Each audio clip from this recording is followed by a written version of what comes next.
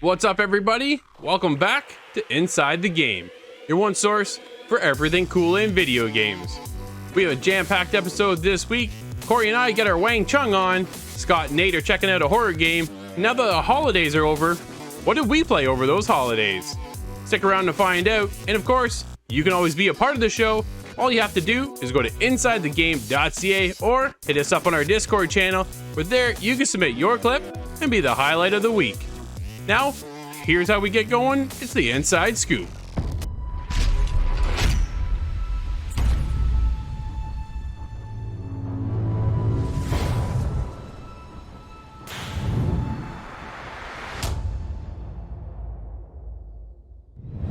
Well, here's something we don't see very often at all. Nintendo acquired a new studio.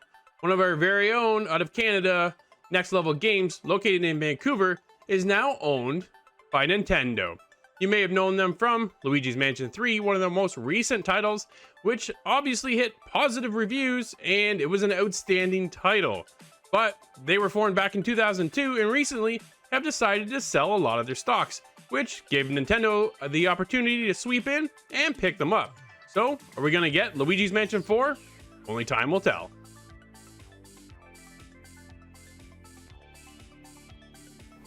So on New Year's Day, EA Sports NHL 21 announced their Team of the Year for Hockey Ultimate Team. And let me tell you, they had 36 players to kind of comb through on the nominee list to try to narrow it down to just 6, 5 skaters and 1 goalie. And let me tell you, they managed to do it, and we got ourselves a pretty good list. Some will say it's definitely probably the best line you could put together with a goalie from the 2020 season based on their performances. You know what, with no further ado, let's check out this list. First up's going to be the goalie, Andrei Vasilevskiy. At 25 years old, he had a nearly perfect season. He led the NHL in regular season wins, and he capped it off by bringing his Tampa Bay Lightning to the Stanley Cup and taking it home. Sticking with the Lightning, we're going to come up with our first defenseman, Victor Hedman. This guy was an absolute beast this year. 55 points in 66 games in the regular season. And then in the playoffs, nearly a point per game player. And he took home the Conn Smythe Trophy along with that Stanley Cup. Sticking with the defenseman, we've got Cale Makar. He's probably one of the most recognizable youth players in the league right now, because let me tell you, this 21-year-old defenseman had an absolute beast rookie season. He had 50 points in 57 games, and let me tell you, he took home the Calder Trophy for his efforts, and I only think his sophomore year is going to get even better. Our first forward on the list is Artemi Panarin. The New York Rangers really relied on him this past season. They needed him.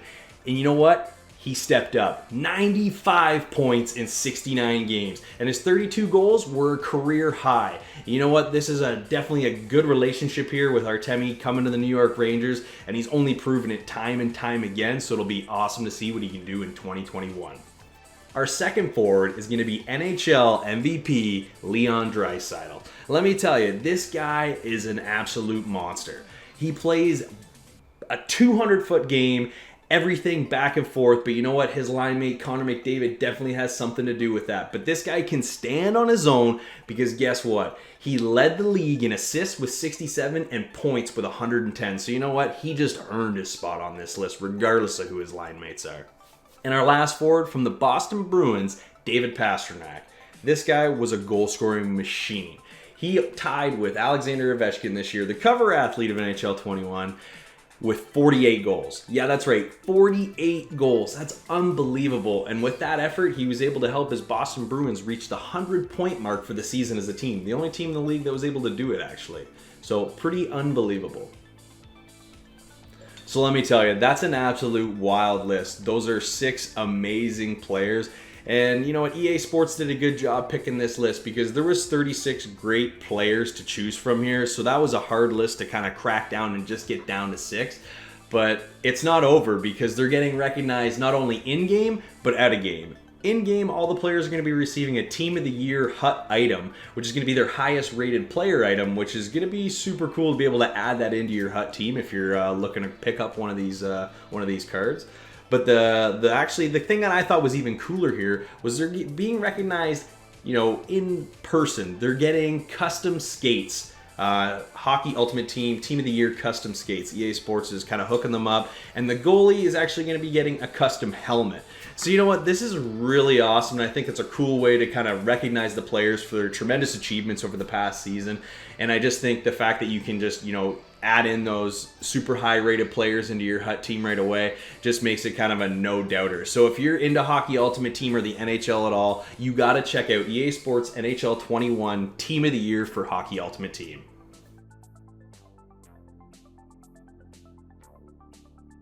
Alright, so 2020 has come and gone, and I had a pretty fantastic holidays, spending time with my family and my lovely girlfriend, and playing a lot of video games. So now, heading into 2021, let's get into some news, but more so some rumors, and I had to share this one because this one hits a little close to home and something that I'm incredibly excited for. This is the Elder Scrolls TV series that may be coming to Netflix. So this rumor comes from an industry insider, Daniel Richtman, and he reports that Netflix and Bethesda have been in the works of making a TV adaptation. Now, we actually already know that Fallout 4 is getting a TV adaptation brought to Amazon, and I am incredibly excited for that, but I won't get too much into that. But at any rate, this doesn't totally surprise me. There are 5 unconfirmed video game TV adaptations that are in the works. Whether or not that's Bethesda, I'm not really sure, but I really hope so because, well, let's get into what could it be. Is it going to take place after Oblivion or Morrowind? Or is it going to be a completely new iteration set in this universe? There are so many possibilities, and I don't even know which one I'm more excited for. Let me know what you guys think, because I want to know what everybody's thinking about this.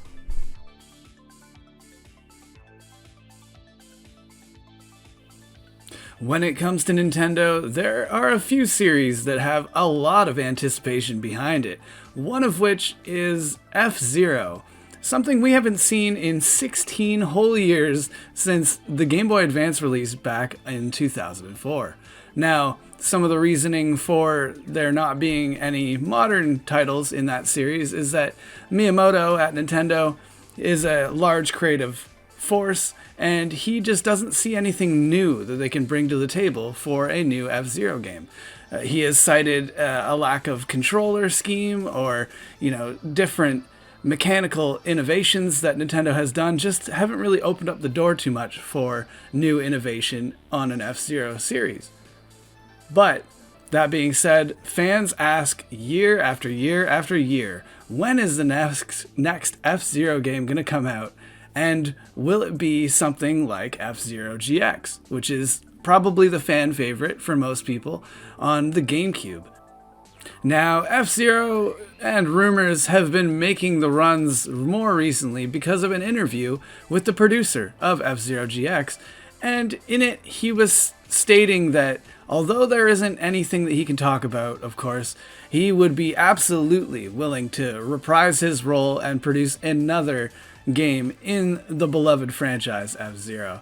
Now, it's a rumor just at this point, but with 16 whole years between the last release and now, the odds are looking better than they ever have before.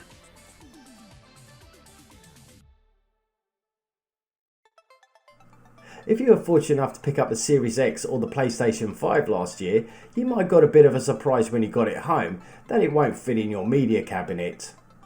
These consoles are a lot powerful and they're a lot bigger in design, and the PlayStation 5 is the largest to date. Well, the Swedish company IKEA have come up with a simple but genius solution. When you go into their shop and you're looking for a media cabinet and you want to see if your console will fit, they do actually have a cardboard mock-up of the Series X and the PlayStation 5 with the dimensions on it for you to try. So you can walk away from the shop knowing that you bought a brand new cabinet and that your new console will fit in there.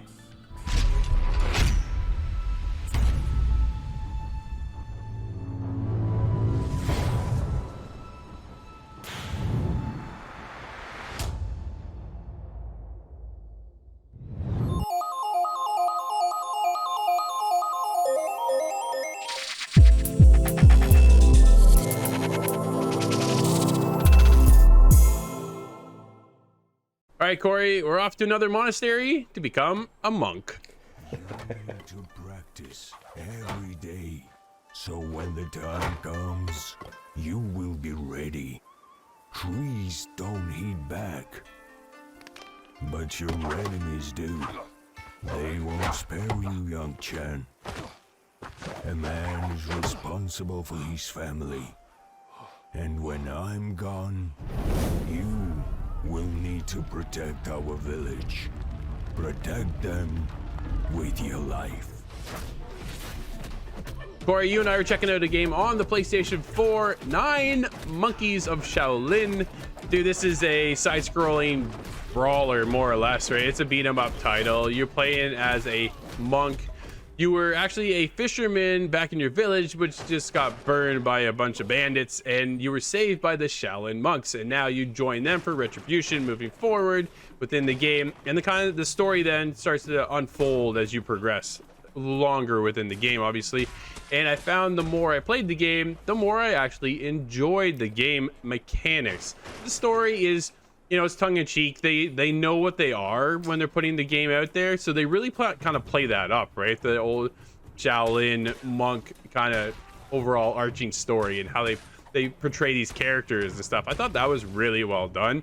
I had fun playing the game, but as I said, the more I played, the more stuff I was able to unlock, and that's when I was able to chain some of these combos together and use my abilities. And then I'm like, by the end of the game, dude, I'm flying from one side of the screen, I'm back on the other side of the screen, I'm all over the place. And some of it, like the game itself was, I think the level design was cool. There's some platforming issues that I had that wasn't really, I didn't feel it matched the actual game itself, which was a little too bad, because it would have been nice to have it a little bit smoother. There's some levels where you betray in the distance and then you come back on the forefront and you lose that gauge. It's not a traditional platformer, you know what I mean? Like we got Crash is a platforming game too, sure. through and through, right? And it feels like that. So when you go from side scrolling and 9 Monkeys of Shaolin, all of a sudden there's a bit of a platform, and it's not like a long platforming stage. It's just kind of tossed within the level for a bit of variety, but it just didn't match. What do you think of 9 Monkeys of Shaolin? Well, you know what, you're right. There's definitely some camera issues here at times, but jumping in, I mean, this is a style of game I think you and I have played a lot of over the past couple of years, and we like this side-scrolling kind of slash, it's all about the dodging. It's very, it's the way you build your character up in this game is you can really customize your play style. Like you said, when you start unlocking some different weapons and equipment, you can really kind of choose how you want to play through this game. The story is told pretty well. I thought the voiceovers were actually done really, really well in this game. There was no really annoying character. We sometimes always get that one voice where it's like, oh, I can't stand it. Especially in these games where, there's a bit of comic relief in some of the story, because there was in this. I mean, there wasn't a ton, but again, it was a pretty good little flowing story through the 5 chapters. There wasn't a ton of gameplay here as far as time. It took about 3 to 4 hours to finish the 5 chapters, and that was on the easiest difficulty. There are 3 more difficulties above that. And let me tell you, you go into some of those other ones, and it's like, it's absolute insanity. The enemies are way more aggressive, but again, it's the replayability there. Once you kind of play through this game and you get to the end, you've unlocked all the equipment you can unlock, and so you can start to kind of pick and choose how you want to play. So you go through and play these harder difficulties, and you can kind of keep that death count, and there's a bit of a challenge there. So there is some replayability, even though it is short overall. But I just really love the way this game looked. Like, the art style was awesome, it looked really, really good. All the towns, whether they're burning or it's the middle of the day or at night, you're maybe in a cave or a castle. There's so many different settings here, and they were all done really, really well, so you kind of get immersed, because the audio is the next thing, man. I told you when we were playing this co-op that the audio in this game just kind of gets you into this really intense kind of battle mode. You want to use all these abilities and use your chi and use all the special things that you get, because as you progress through it, it's not only the attacks with your weapon and the kicks that you can do, you get these abilities to kind of have these auras around you. You can launch people in the air and smash them down or bring them closer to you, and so there's a lot of variety here. So like you said, the deeper you get into this game, the more you unlock, the more options there are. So there was so much fun in all of that. No, absolutely. Corey, you and I are big on art style, and the art direction of this game absolutely hit home with us. You know, these kind of games tend to do that for us, and that's a big driving point for us to play these type of games as well. And when we get into this one, when it first started, I'm like, ooh, man, this feels very repetitive. And then you experience, like, I finished the game on normal, and some of the enemy type, like, you get this banshee witch like creature, and like, dude, that is just so tough. She's so tough. She's painful, right? And then you get into some of these knights and other things as you kind of progress through, and some ninjas, and you're getting shot from sometimes in the background. You're getting shot with this like arrow or blow dart sort of thing, and at points I didn't even see them until it was too late. I'm like, oh, cool, that was pretty sneaky to put that character there, right? So I think the level design was really well designed. And then as you progress through, more enemies on screen. You and I did jump into online co-op. You can play couch co-op as well, which I thought was very cool. It did seem to lag a little bit on my end when I was playing. So hopefully they can maybe polish that up a little bit. But it wasn't like, it didn't hinder my experience at all. I could just see you kind of janking across the screen a little bit, right? So it wasn't awful, but it wasn't too bad either. So I had a good time playing. It was a ton of fun. The end boss is just awful, man. Tough. I hate it when games progress you to the end and go, okay, now it's the final boss. Here you go. Figure it out. You're just there. Oh man, like I don't mind it being tough, but this was just brutal. And you know me, I'm not that Souls-like kind of guy, so I have a problem when it comes to that sort of stuff. But I just want to play the game. And on normal, I didn't think it was too bad. The Banshees were a little bit tough, that's for sure, because their health was so longer compared to everybody else. Oh yeah. And the only way you can defeat these guys is with the chi. So it was a bit of an issue, right? It just felt like, especially those witch characters, that their hit point level was so much higher than some of the other characters, especially at their size, right? Because this game really seemed like the smaller characters didn't have as many hit points, and then you started getting into the larger, more armored characters, harder to take them down, you know? So the witch wasn't very big, not heavily armored, but you had to use your special abilities, which wasn't necessarily always easy to kind of round up, because you have to always be comboing, hitting to build up those meters, your chi meters, to be able to use moves against those witches. So it was frustrating, because sometimes you'd have two on the screen at the same time, and they're spawning kind of zombie characters that you have to fight before you can attack them. So it gets really busy on screen. And when we played co-op, that was a bit of a problem, because maybe just because I'm used to playing solo, when there's two of us on screen, I tend to get lost a little bit. I was staring at your character, and then I find myself I'm jumping around in the corner, and I'm not actually doing anything because I think I'm moving in your character. So you do get a little bit lost. They do a good enough job of keeping, obviously, your characters different colors. When you end the game, there's items you find throughout that are hidden, and it actually unlocks different mods after you beat the game, so you can kind of go small head mode or change the character that you play as. So that's kind of neat, and the fact that you can do that in co-op mode as well is kind of handy. So it might actually help you a little bit more locate your character on screen. But that was kind of one of the co-op things, outside of it being just a little bit janky. But again, it was fun. You actually said we were playing, it felt like the old school Ninja Turtles game, and it really did. The way you move around screen and attack the characters, and how the characters kind of climb out of the, you know, the terrain. They'll come out of a house or jump over a fence or come out of the bushes or something like that. So it was really cool to kind of jump in. This game is kind of a hidden little treasure, because it's only $20. This is a really good price for a game like this. Yeah, exactly, right. I think it's priced at the right price point for the game itself, because it's not, like you said, it's not a long experience, but it allows you to get in there and you can just hop around the screen, man, and just beat them up in the ninja style. Like, it's cool to unlock different staffs and use those. I always went with the poison one, so when you hold down your button, you can kind of charge it up and then hit them, and this poison kind of gas. Yeah, like a cloud. Yeah, it's really cool. I had a ton of fun playing this one, man. Yeah, it was a good time.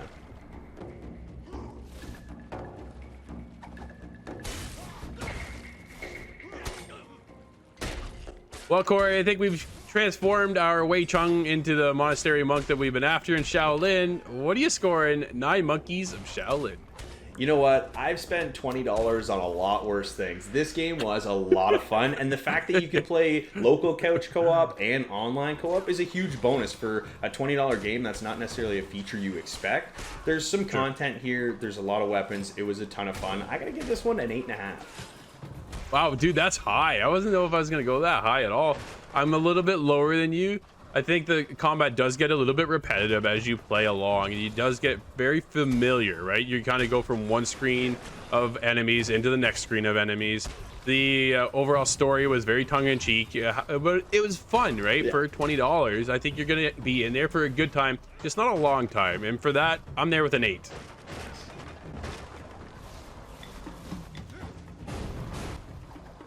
Fun gameplay and great level design, along with couch co-op and online co-op.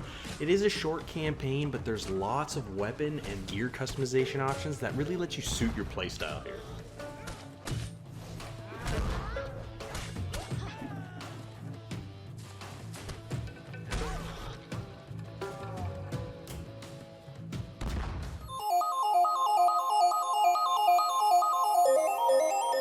Alright, so starting now, we have a new section called Level Up, and this is where we give you a little bit of tips and tricks to help your overall gaming experience. Now, I'm going to be talking about Rainbow Six Siege, and more specifically, Melusi and her use on Villa. Now, she's been recently introduced to this game, and a lot of people don't use her. When she is used, she's frustrating because she is a very powerful defender, and her gadget, being bulletproof, really makes this tip that I'm about to give you absolutely a must know. So to give you a quick breakdown of Melusi, her gadget is a bulletproof device that you place on the ground or on walls, and it slows enemy attackers' movement and makes a really loud, irritating vibration sound. So she is really a good character. There are a lot of spots where you can put it near stairs, and it's really a strong spot on its defense. But more recently, I found 2 spots on Villa while defending in the aviator and games room that you must absolutely use. Now, the first cheeky spot I'm going to be telling you about is in the classical hall, just outside the games room on the southwestern side of the map. So if you're defending, you must go out the hall, punch out the chair, hop up on this table, punch out the plant above your head, and then place your device as high as you can above your head. Now, in doing so, once you hop off that table, punch it out, and punch out that other chair beside you, you have a spot that cannot be reached unless using a grenade or an ash charge, because you cannot punch it. There is no way for you to reach this unless you have an explosive. So this one isn't too hard. It is a little bit tricky to get up on the table where you need to kind of find this perfect angle, but with a little bit of practice, you will find that it's not too hard. But just around the corner is a really deadly spot for Melusi, but also really tough one. This one you really have to master both the fall and then the angle and then the amount of steps you have to take. It's quite ridiculous, and most people will find that you're not even going to bother with this because it does take so much time practicing. But if you can get this off above the stairs, you again cannot reach it with your fist, and the area of effect in which people are slowed is massive here. So it really completely isolates that area of the map as an attacker or defender. Like, you are really stuck either having to go around or trying to blow up that trap.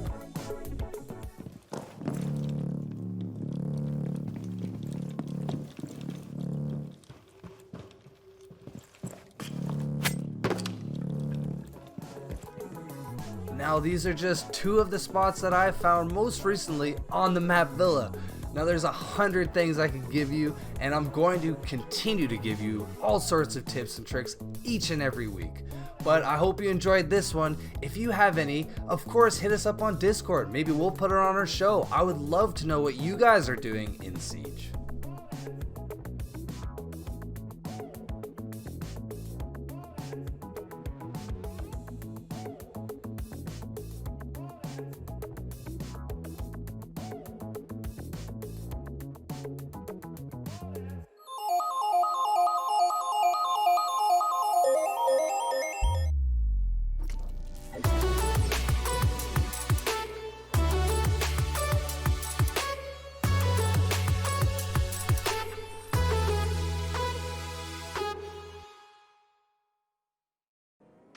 Well, guys, the holidays are behind us, and we've actually had some free time to play a few of our own choices lately. Nate, what were you playing over the holidays, my friend? Well, buddy, a whole whopping 3 games. Mostly 2, but 3 games. I actually picked up the Serious Sam collection. Oh, nice. I got a couple gift cards from the holidays, so I was kind of looking at the store, and I played the second one with one of my old-time best friends way back in the day on like GameCube, I think. Wow. So anyways, I just struck some nostalgia, played through some of the game. Nice. Stopped playing it, but at any rate, the next game was Siege, of course. Of course. Yeah. And I think you would know that, Drew, because I think we played probably every time. Yep, pretty much. I think so, yeah. Oh man, we have been just crushing a lot of Siege. Yeah. You know, a lot of learning for all of us, but it's been a ton of fun, man. That game, Yep. just something about it, the competitiveness and just the style of the game, it's just next to none for me. Oh, for sure. But the last game, now this is quite the controversial game, and you're gonna talk about it too, but Yeah. Cyberpunk 2077, man. And wow, my time with it, I'm 103 hours in. Whoa. So, Wow. you know, I have obviously enjoyed my time, but Yeah. it's been a buggy mess, man. Wow. Still playing, though. Like I've played 100-hour Fallout, buggy I've played- mess. What's that? Sorry. And 100 hours of a buggy mess. I know. Oh, that man. means that's saying something for the game, though. That's saying something. Yeah, and I'm truly a dedicated player. I've played Ark, I've played the Fallout games, Elder Scrolls, all these Buggy games. really buggy games. If But someone's honestly, playing this through game, Cyberpunk absolutely trumps it. And I'm playing on the Series X. You gotta all keep that in mind. If I was playing on the original Xbox, Ooh. which I watched my brother play, okay, I couldn't. No, for sure. But you know, my experience on the Series X, the game runs smooth. It's just like I have about 10 pages worth of bugs that are in the game. So hopefully some of these things will be addressed for my second playthrough, maybe next year. Yeah. Because you know they've been talking about DLC. They have DLC planned. They had a terrible third-person mod come out, and I don't know. It's been a great time though, man. I haven't beaten the game yet, so no spoilers in the comments or anything. And from you, Drew. Yeah. But yeah, I really have loved this game. Scott, what have you been playing, buddy? Oh, well, in contrast to that, I've tried to stay away from Cyberpunk just for the time being. I want to capture it in all of its glory, and Yeah. that has led me to kind of spend my free time in other games for now. I've started The Long Dark. Nice. That one was interesting, but it didn't quite hold me. It It's wasn't. slow. Yeah, it wasn't the action-packed kind of thing Yeah. that I was expecting. But it's interesting. A lot like DayZ, but just, first person. So that's interesting. But I got kind of tired of that one quickly. I moved on to Carrion, Nice. which is a really interesting shake-up on a Metroidvania kind of looking game. But it plays out a lot different because you're the monster, and that was a lot of fun. That kept me for hours and hours. But the other game that I got into to check in, and I'm going to have to keep plugging away at this one, is Code Vein. And that one is kind of a Soulsy styled game, but not quite. And it's a lot more like a JRPG kind of look to it. And that one is interesting. It's really keeping me going. What are you playing that But- on, Scott? Cool. That's on the Game Pass for Xbox. It is, So I've been enjoying that. Yeah, I've been checking those catalogs a lot the last couple weeks to try and get some sort of direction of what to play. Yeah. Because other than those games, I keep defaulting back to Cold War. The new Call of Duty game it's got me. I'm in for the war zone. I'm in for the team deathmatch, and I've spent a lot of time over the last 2 weeks playing that game. Nice. But I can agree that I'll start off. That's right where I'm at too, Scott. Like that's my go-to game. I'm playing a ton of Black Ops Cold War right now, and Warzone because of the new Rebirth map. Like it's a ton of fun right now. It's a super kind of fast game mode for battle royale. It's not as drawn out. Not that the Warzone regular is drawn out. I mean, it's still pretty fast-paced battle. But I mean, I've had a ton of fun playing Call of Duty, and it's one I can't put down. Like you said, it's got the multiplayer right now, the playlist they've added, gunfights back now. So there's a lot more to do than there was at launch. So they've done a good job at kind of picking it up quickly through the holiday season, and I've noticed there's definitely a lot more traffic when people play in this game. Outside of COD, kind of slowed things down a little bit. Hopped into Torchlight 3. I got Adam and Daniel playing with me now, nice. So the three of us have been rolling through, and it's been really, really fun. And again, it's just one of those games where it's nice. You can kind of jump in for a half hour or an hour and rip through a couple of dungeons, and then you're off to something else. So it's kind of nice. Those are the games I tend to stick with. Something I can jump into real quick and out of if I can. But you know what's been taking up all my time? Any free minute I get is AC Valhalla. I've put in. I'm like 60 hours into this game now, and I'm having a blast. Like I haven't played one in a while. I know mixed reviews here in this group. But overall, honestly, I am having a good time. Right now, I am progressing through the story pretty quickly, but I've been starting to kind of tail off and do a lot more side quests and try to clear out the territories that I'm kind of in. And I'm noticing I'm kind of discovering a lot more. The game's getting a little bit deeper now, and I'm really starting to enjoy it. So honestly, I just want to play it right now. If we could actually just stop this, that'd be really good. I get 20 minutes in before I went to bed, but I've had a great time playing that. What were you playing, Drew? I've been kind of bouncing. I had a bit of a hard time because we play so many. I'm normally pretty focused on what I'm able to play, but I had the opportunity. My girlfriend's a huge fan of Apex. So I've been actually playing that. Man, I suck at that game. That game is hard. But terrible. It's tough. Dude, we can drop in and be dead within like less than a minute, and it's all over. Like I just landed. I don't even have a gun, and it's over. I'm like, we're restarting again. So I'm glad that at least it's quick to get back into, but at the same time, man, I can get pretty frustrated. Yeah, of course, me and Nate been hooking up and playing a lot of Siege. Holy, every night we were on there for a couple hours. It's just Siege. Like I just checked the other day, I'm something like 600 hours now at this point into Siege. Wow. So, yeah. You caught up. You caught up. Finally. It's been. Guys, I'm officially over halfway to my hours spent time in Destiny. Nice, 1,000. And that's a lot. that's saying something because Destiny, there's a lot of just sitting in the space, flying around. Yeah. Especially Destiny 1, where you're like on your phone looking for raid parties. So like this game's just pure PvP, and it's crazy, man. I'm at like 1,200 hours of breaking that like 1,000 to 1,200, something like that. Yeah, I've been hooked. Honestly, I've been kind of hooked on it. I'm learning a lot more too. So we've been playing a lot more ranked. So I've been really able to focus on where are the cameras, what walls do we barricade, and where would I want to put a mirror wall if I'm using mirror for that round kind of thing. What walls do we leave open and kind of make sure we got proper angles for. There's just so much depth into it. And then, you're always bogged down by sometimes, unfortunately, the community itself isn't team killing. Just stop doing that and just play the game. The great thing, man, about ranked is that you get to focus on, their 8 to 10, I think it's 10 maps now. I think.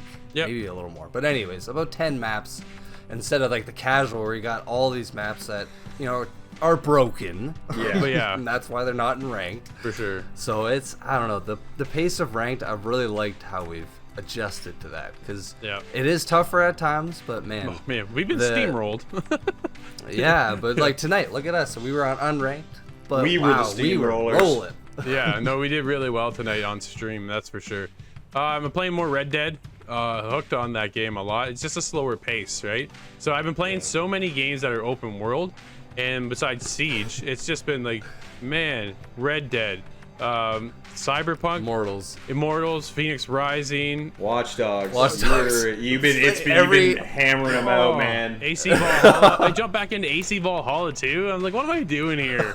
So, but then I did a quest. That was pretty cool. So I'm kind of plugging around. To me, it's just a Viking game. It's not Assassin's Creed, but that's a different time for a different topic, I think. But yeah, I finished up the campaign for Cyberpunk, and I actually went back and did another run through of the ending, just the ending. It kind of puts you at a save point where it allows you to go back and experience the next ending if you wanted to, kind of thing. So I did it twice.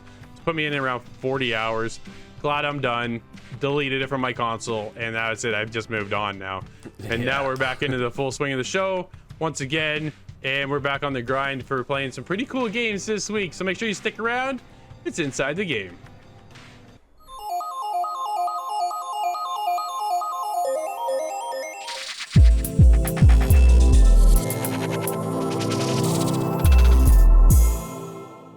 All right, Scott, so we got our hands on a pretty decent horror game that's actually both a sequel and a prequel to Remothered, Tormented Father. Jennifer, don't make me lose my patience. So we didn't play that game, so kind of heading into this, they start you off with quite a bit of cutscenes, and they actually give you the option to give you a bit of backstory from the first game. To be honest, I was a little bit confused at first, but once I started playing the game, I kind of understood the story. But what do you think about this game? Yeah, this one is a very story-heavy, kind of mystery-driven game, but it's in a different style that I'm not quite so familiar with. You don't see too many of these ones, and I feel like that has something to do with it being an homage to an older set of games, and they were a point-and-click series of adventure games. So I think that's kind of how this one plays out, a little bit more exploratory, and you are just kind of thrown into a lot of kind of horror jump scare scenarios that hit me really well. And the pacing of this game is very interesting because you can hit these sections that are kind of, not to say easy, but you can cruise through them. They're pretty driven. But then you come up against these other sections that are quite a roadblock and can hold you for quite a while. But there is quite a lot of relief to breaking through that wall when you reach it, and when you finally figure out some of the steps you have to follow to break these puzzles, that gives you a really rewarding sense of getting through the game.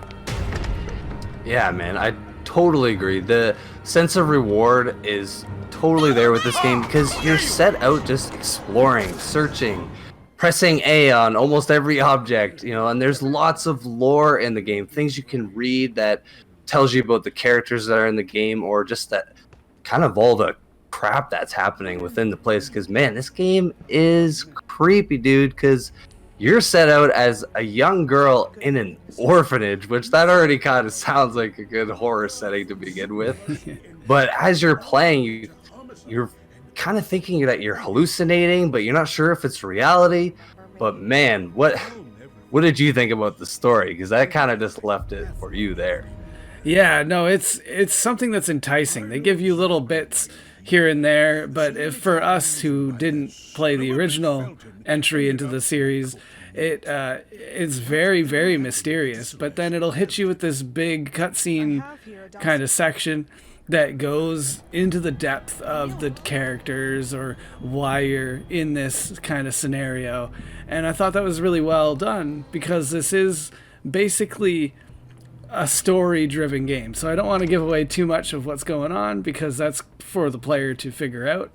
But I like how it's, instead of being just a repetitive kind of action game, it's more or about crawling around this big dilapidated inn and figuring out how the pieces fit together. And I think that's something that's not as often, but it's really fun to jump through.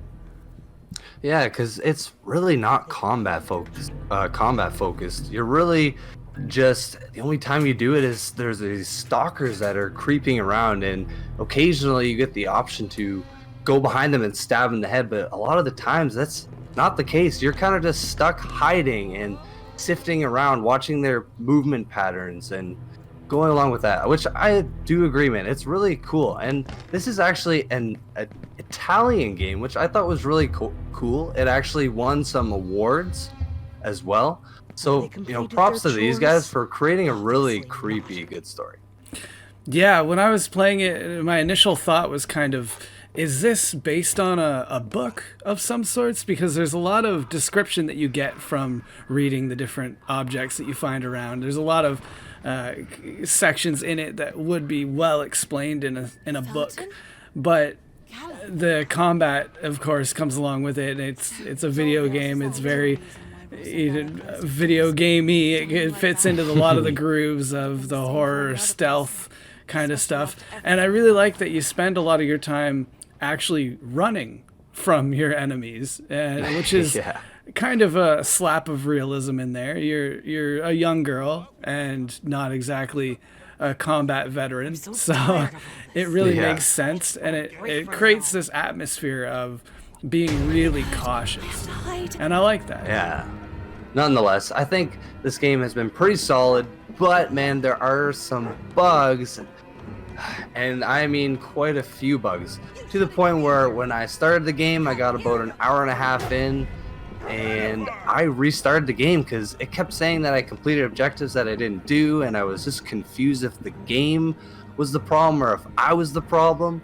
But I restarted, and man, in my second save file, I'm walking around, and objects that I had moved from my first save were moved in my second playthrough. So that kind of threw me off for a loop. And then when I went to upgrade, all my upgrades from my first save had moved into my second playthrough. So it was, this game's kind of got some issues, and I've had some cases where I'm hiding, and then I complete the mini game that's involved, and then they walk away, and then they immediately come back, and then they just start attacking me, but they're not actually looking at me. It's just silly little things, man, that kind of holds you up in this.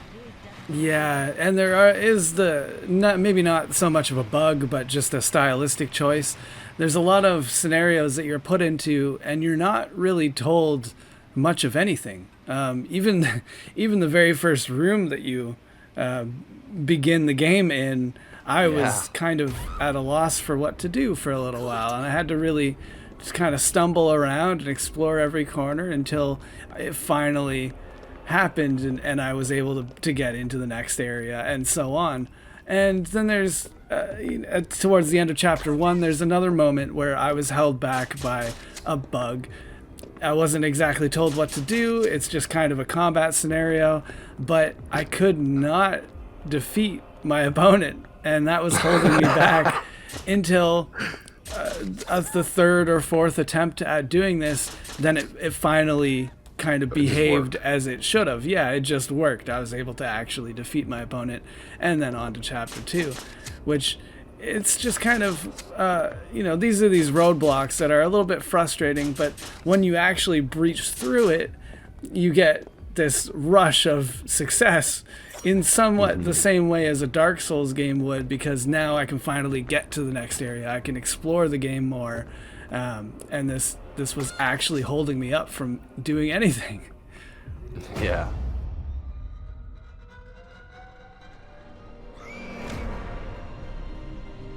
I think we've pretty much covered most of the bases on this one. We had a pretty good time, but we're held up with some pretty big bugs. So what are you going to score this one, dude? Well, I want to explain my score a little bit before I drop the number in, because this game, production-wise, I'm impressed. It looks great. It has a lot of backstory and a lot of collectibles. Being that it's a different style of game that it rewards exploration is something that I really enjoy, especially because I'm somewhat of an achievement hunter. That's just my style of play.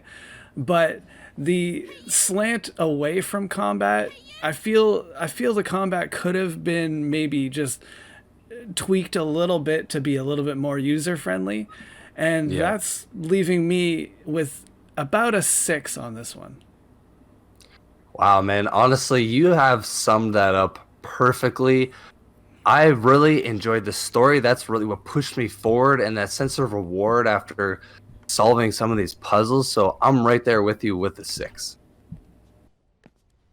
This is supposed to be a hotel, but it feels more like an orphanage.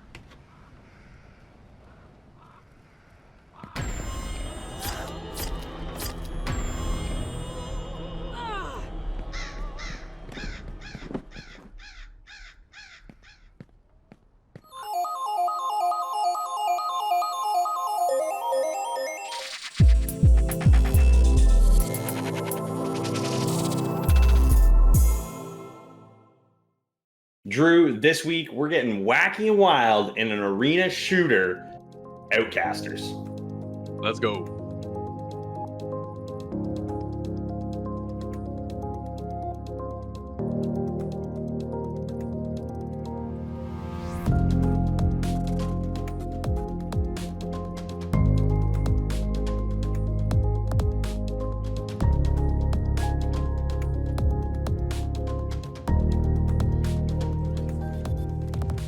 Drew, we got a cool one this week. We're checking out Outcasters on Stadia. This is actually the first Stadia game you and I are reviewing because over the holidays, you've got me hooked on Stadia, man. Let me tell you, there's some cool games, and we got an opportunity to check out a really neat one here. This is kind of a top-down arena battler called Outcasters. What did you think jumping into this one? I had fun. Honestly, Outcasters is a unique twist from Splash Damage on what... Honestly, it kind of reminds me of Mod Nation Racers, but in a battle arena. So if anybody played Mod Nation Racers, the characters look very similar to that style. And then you're brought into this arena. And there's 3 game modes. And the basic principle of the game is that you have the ability to shoot these orbs and then curve the orb. So you can kind of semi-control it to an extent, which is unique to get around some of these corners. And then, man, it's so satisfying, though, when you hook that shot and you nail somebody. I'm like, haha, got you. It's a ton of fun. But I honestly, Corey, I felt it short-lived. That was my biggest downfall because there's only 3 game modes. But there are abilities to gather as you play and progress through the game. Costumes unlock, so you're always able to tweak something moving forward, which is a ton of fun. But again, 3 game modes, dude, and that is it. So you're short-lived. It's a ton of fun to play with friends, and now because of obviously Stadia and the ability to bring in people through YouTube and nature of how Google Stadia platform works, I think that's really a driving feature for the game to play with your community at the same time, right? Not only can you play with friends, up to 4 friends, and then play with your community. It's good, but short-lived. How about you, Corey? Yeah, you know what? Like you said, there's 3 game modes here. We basically have a free-for-all style game mode where it's a one and done. Once you get your 3 lives knocked off, you are out, and you're watching the rest of the game. All the matches, no matter what game mode you play, are relatively quick. I found the Gold Rush, which is a team base where you collect coins throughout the map, and there's a bank. You have to go deposit the coins. First to 50 wins. I find that game mode lasts the longest because if you get knocked out, you respawn and you're collecting coins, and you take out an enemy, collect their coins, and the bank is always moving. So you're always discovering new areas on the map. And like you said, the mechanic of this game is being able to kind of change the direction of your shot. You're only allowed to change it once. So it's not like you can keep moving it all over the place. But the way these maps are laid out is you can kind of duck and cover and then shoot somebody around a corner or kind of chase somebody away with something. And the nice thing is that not only is it an offensive move, it's also a defensive move. So if someone shoots at you and you shoot your orb, you can actually block something. So that's a huge advantage. And being able to control it also can kind of protect you from all sides in that aspect. And then the last game mode is Team Battle, which is essentially team deathmatch, and you're just going at it. It's first to 10 wins.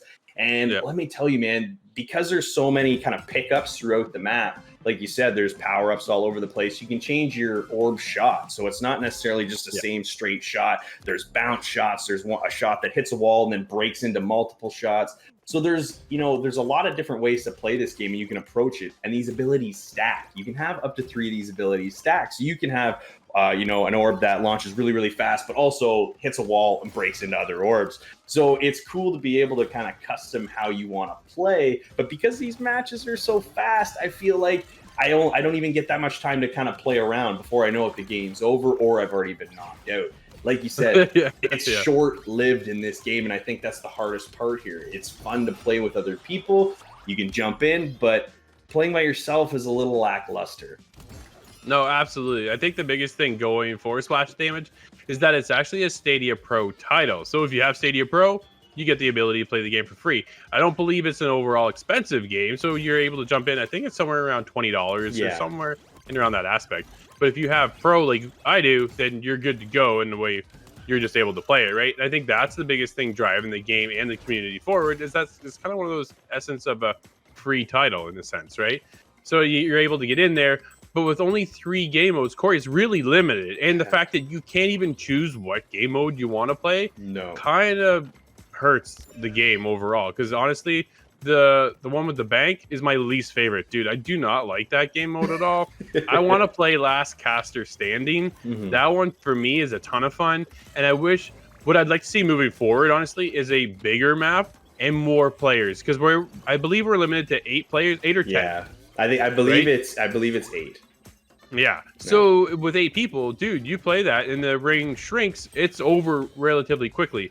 So you have the ability to get into the game, play a couple rounds, and then bounce out, because you're really not going to stick around for 3-4 hours playing this title, right? You're going to come in, play a couple matches, have a good time, play with some friends, and then you're going to leave and move on to something else. But if they're able to bring us a bigger map with more players, I think that might throw people to stick around a little bit longer and want to play that a bit more than what we're currently playing, because 3 game modes, man, is pretty limited, and I ain't sticking around long enough, which is kind of disappointing. Yeah, you know what? The big thing here for me is I found the matchmaking took a little longer than I wanted it to take, especially since I can't choose the game mode. I'm playing all 3 game modes.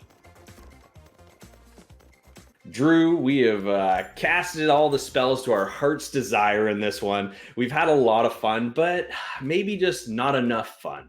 If you had to score Outcasters, what are you going to give it? Yeah, I really was kind of hoping for a bit more, right? I want to be able to stick around a lot longer, and the ability to play with friends quick, get in, get out, just doesn't keep me around long enough. And the fact that it's only 3 game modes and we can't even pick which one we want to play really kind of hindered my experience, to be honest. But I had a good time. It was fun. It was a Stadia Pro title, which is a big plus in my books. And it gives me there with a 6.5. You know what? I'm a little bit higher than you. I think this is a great party game. If you haven't heard of this one, or this is the first time you're checking it out, and you got some friends that have Stadia Pro, this is definitely one to jump into, because you can have a ton of fun. But the thing is if you can't connect with people on this, it's not really going to last long. There's daily challenges here. Once they're done, you're waiting days to get the new one sometimes. So, I mean, it's not where it needs to be quite yet, but I'm going to give this one a 7.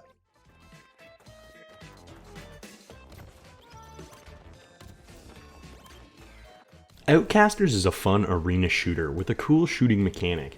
There's definitely lots of character customization here, but there's only 3 game modes, which makes it kind of tough because rounds tend to be really short, really limiting your replayability here.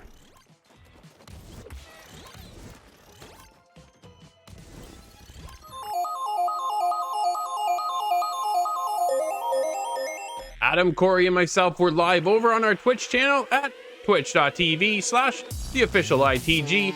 We're there, we hung out, and we're playing some Worms Rumble. Had a blast. What a great game. Nice to see Worms back again.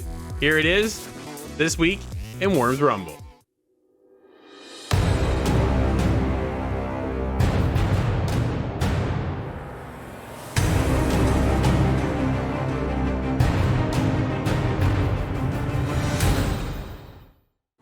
You can feel it. Are you chasing this guy? Oh, he took the zip line? No, he just kept going up. Oh, I hurt myself. I took the zip line up. He's just hiding off the tower. I just nailed him. Oh. Whoa! Oh, it's Corey. Oh, here comes the gas again. How do you get away from that? Oh, I'm you just have to, Okay. get out of the way. Ooh. Get out the way.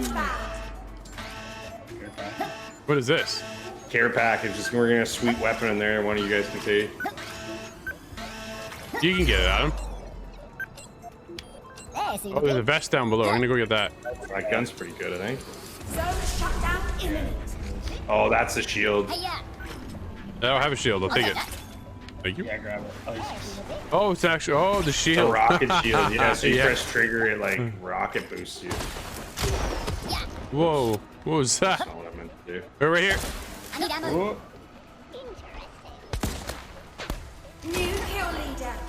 Oh, Dude's gone. They bailed. Oh, no. I got 2 down here on me. I got a team on me. Yep, coming.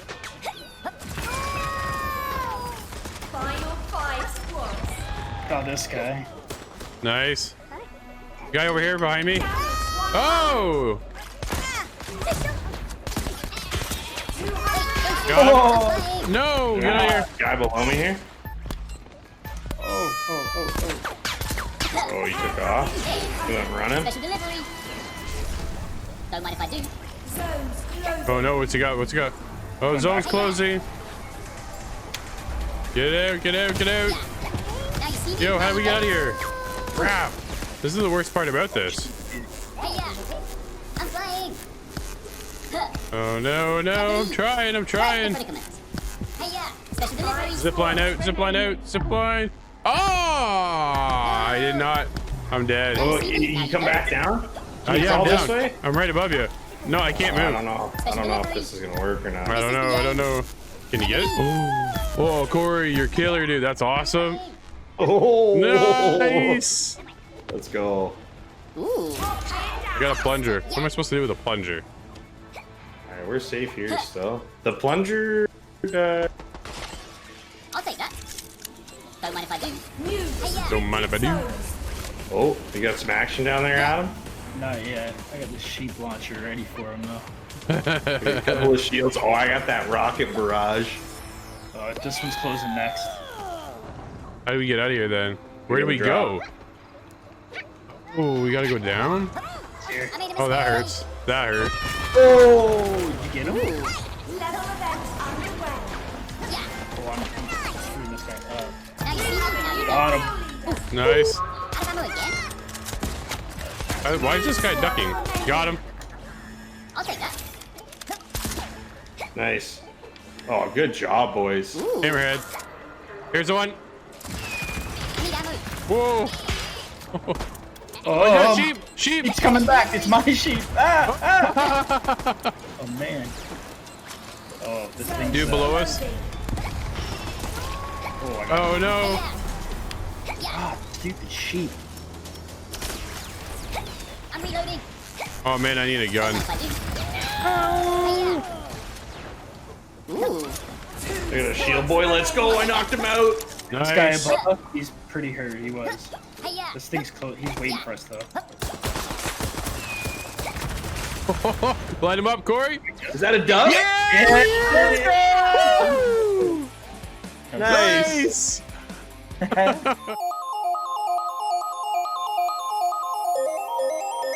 Well, that'll wrap up this week's show. Thank you so much for hanging out with us. Now, you can always be a part of the show. All you have to do is go to insidethegame.ca or hit us up on Discord. Where there, you can submit your clip, just like the one and only Red Fox did. Check it out.